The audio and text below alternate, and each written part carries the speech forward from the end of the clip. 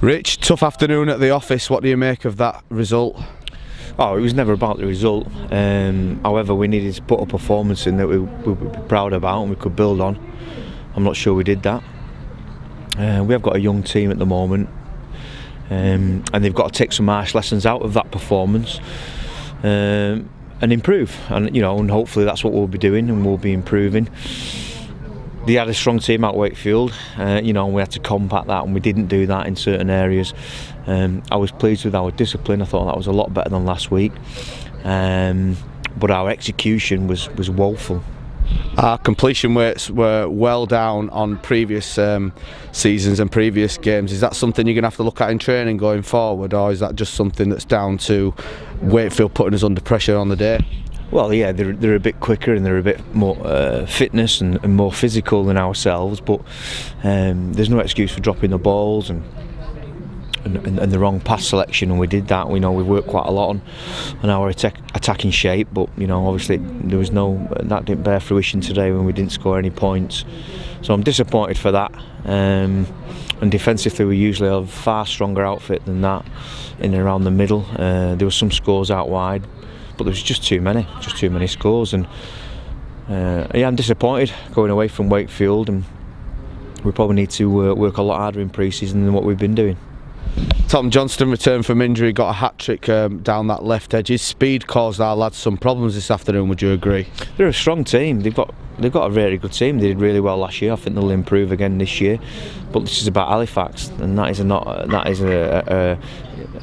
unacceptable performance. They're the words that the players used. I do feel for our fans who came over today, and whether you put a strong or a weak team out. However, the perception of Halifax at the moment isn't a great one. Internally, we know we're a better team than that. We know that we're strong. We know that we'll be competing again this year. We're not going to mark ourselves off one performance, below par performance, but at the end of the day, we needed to be better today. It was an opportunity for some of these lads to put the coaching staff under pressure, and a couple took the chances, but not everybody. Featherstone next up next Sunday, a preview to the opening round of the season. Do you change your approach for that game, with it being a championship side we're playing, or do you go out and just work on your key skills and attack? We've got to improve on that performance. Whether that's a win or a loss, we have to improve on that performance. Physically, I think we're okay. I thought fitness-wise, I didn't see any issues there. I think smartness and knowing your role is the areas that we need to improve upon. We've got a lot of lads who are still injured, off the back of last season, and if we could have put a stronger team out, we would have. We're not in a position to do that. We want everybody right for the start of the season. We need to get everybody right for the start of the season. So that will be our focus this week. Any injuries to report from this afternoon's game?